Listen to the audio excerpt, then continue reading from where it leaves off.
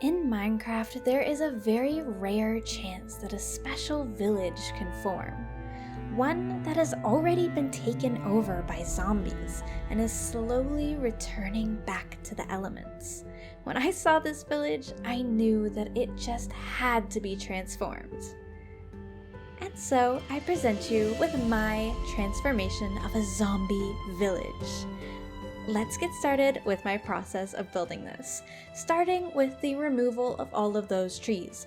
I want to be able to really visualize my plan here and get to work without having to move all the trees, so I just get rid of those all in one movement. Then it's finally time to start the transformation. For this transformation, I'm working with a fairly simple palette, although I am changing it up from the original houses. On all of the houses, I'm going to be keeping or only very slightly changing that original foundation. I'm even leaving it with very little depth. Instead, I'm deleting the roof in that top layer and adding a second floor. This makes the buildings just slightly more impressive without actually changing the houses too much. And you'll notice that I'm sticking with the locations of all of the original houses. I'm not actually moving any of them around on the map, although I am going to be adding a few extra structures of my own just to help spruce up this spruce village. For this center structure here, I decided to combine two of the houses together. Overall, on this village, I'm loving the way this is working out. The red mixed in with all of that green adds such a nice pop of color that I think this village was really missing. Plus, I love any excuse to use that red nether brick. Isn't it just a gorgeous block? Combined with the mushroom block and some dirt mixed in with the walls, as well as a little bit of granite in some spots, we can have such a wonderful palette here that really does look like it's kind of returning to the earth. I absolutely loved getting to build up these buildings and then add in so much greenery, getting to break down the roof in sort of a random pattern, just doing it however I want. I always love when I get to do structures that aren't focused on being too perfect. For the centerpiece, we are adding a small little blacksmith and then just adding a slightly more interesting well to the centerpiece. And of course, both houses in the center do need to be transformed.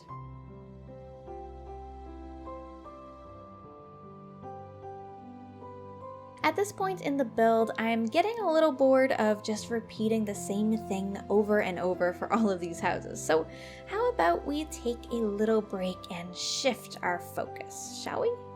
Let's focus on planning out a much larger structure in this village. I wanted it to have a castle. I've been wanting to build a ruined castle for some time now, and this village had just the perfect layout for this. These three houses that are out front here are going to be transformed and connected together by walls. Now, I don't want this castle to be too epic, so the height of these original houses with some towers are actually completely perfect. I am going to be transforming the center structure to be a little larger so we can have a castle keep, but overall this castle is not looking too impressive, and that's the idea. It was taken over by zombies. Have you seen zombies try to do anything in Minecraft? Yeah, they're not that OP. They wouldn't take down one of my bigger castles, so this castle is just a little bit more pathetic, and of course we're building it out of the mossy blocks so that it can look a little bit more ruined. I'll go in after and add in a few more details and mix in more blocks and leaves, but for now, let's focus on getting more of the main structures. A broken bridge adds so much to this area, and there is one more structure within the castle to transform, this little area with a grindstone. I decided to keep the grindstone in its exact spot and just dress up a little hut right around it. Now we can move on to more details of these houses. I loved adding in all of the different mossy blocks and the logs through the roofs. I think this really helps to keep that original log sort of cabin look that the original houses had without under-detailing too much.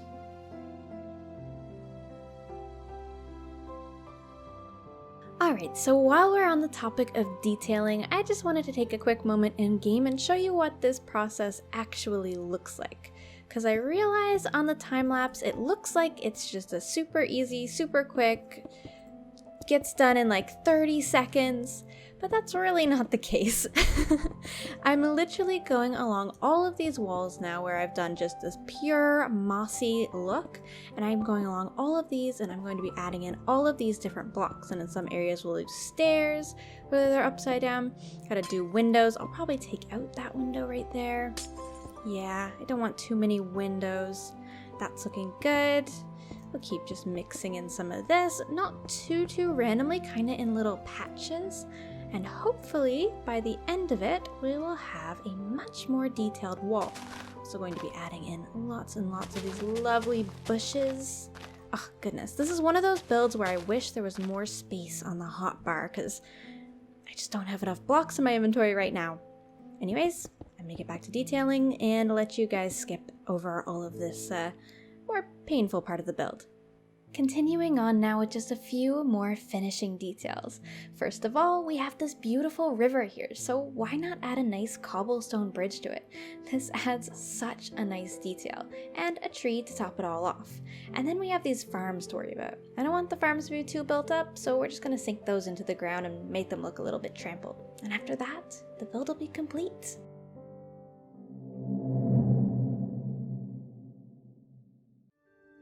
They stormed the bridge at night. There were too many to count. Our once peaceful village, now constantly under siege. Our men stood no chance. And what came after? That was even worse. They changed my people. Like a plague, it infected them, one by one. And just look at our village now.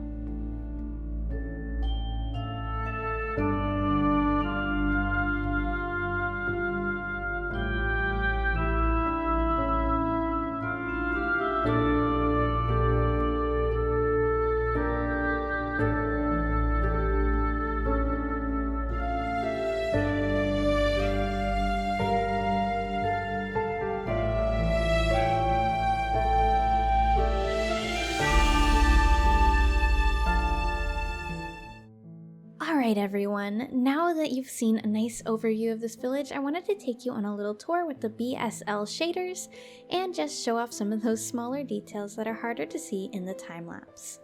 Let's cross over this bridge here and head into our lovely village. I absolutely love this first set of houses. It was the first set I did, so it was kind of determining the style. And you can see that I did two different styles here. One with 2 logs, and the mushroom/dirt is kind of flush with this, leaving less depth. And one with more depth, which does give less interior space, but it's kind of still the same pattern. I ended up liking this pattern a lot more for these particular houses.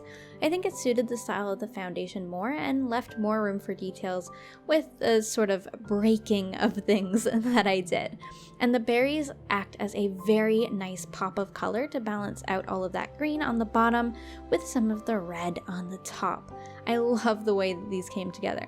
And of course, as we walk through here, we can see that some of these doors have sadly been completely knocked over.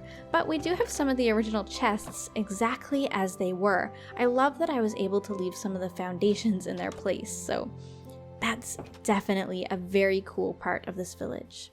This village originally had quite a lot of sort of empty or dead space in it. The houses, as you can see, are kind of in a bunch of different sectors. Like there's a group here, then a group here, and then a group over here, and then you had kind of in-between areas that needed some help. So because of all of those awkward in-between areas, I decided to do these sort of ruined areas. Like there is a foundation where all of the wood has maybe burned or rotted away in some other form, and it's gone completely down to just foundation. And I've done that in a couple of different areas. Another one is just right over here. And then again, right over here. I love these. I think they fill in the area so well because originally when I was doing this village, I didn't want to have the houses go down to just foundation, right? Because if this was a really old village, all we would have left was foundation. The wood would have all rotted away by now. But that's not really what I wanted to do with this village. I wanted to still be able to decorate it and add lots of details that are wooden, because if you're going to leave out woods, you're leaving out quite a lot of blocks. I think the compromise that I was able to come to here is really good, adding some foundations in spots, and the rest of it is sort of just broken houses by breaking through the roofs, adding lots of greenery, making it look like it is sort of returning to the earth. Hello? Excuse me? I wouldn't stay here very long if I were you, dude. This is a bad place to be. while we're over here, let's take a look at this house. I think this is my favorite one that I did. I love the grindstone detail. All of the logs going through these houses adds so much to them. I really like that, especially since the original houses were log. And in this one in particular, I've been able to keep this sort of interior chimney that was here and just make it look a little bit more broken down. And then out here we've got a pen where the animals actually managed to escape after the village was abandoned. Little touches of detail like this really add up so much story to a build. When I look at this, it's personally not too hard for me to imagine what might have happened. The trampled and abandoned farm overgrown with weeds, the fence that's been knocked down, the overgrown houses. All of these little details add so much to a build. Another detail I love are these fallen trees. Not even the trees were safe from the zombie apocalypse. Adding little variations like this seriously just helps out a build so much. Oh, hello there. Who are you? It appears our last living villager has managed to disguise himself. Good day. Okay, I won't talk to you for too long. I don't want to blow your cover. Alright, let's head in closer to the castle now. This castle is something that I'm so proud of with this build. It's very simple compared to a lot of my castles, but as I said, I didn't want to build it up too much. And I know a few of you are going to be slightly annoyed that I did do a castle because, of course, villages don't spawn with castles, so I'm not technically transforming a building, but I still think that this counts as a very valid transformation. I took 4 or 5, if you count that one, of the original buildings that were actually here, and I connected them together and transformed them into something that tells a lot more of a story to this area. Having a castle with this village makes it go from boring, dead village to, whoa, this place was alive. This place is now in ruin. This place could have been something amazing, something epic. And look at it now. It just, to me, it tells so much more of a story and is so much more powerful than if I had just left these to be regular houses. I love this connection, and it definitely looks like an area that was worked in. Out front of the castle, we've got these farms, we've got this sort of old, now rotting meat room, got a smoking stump.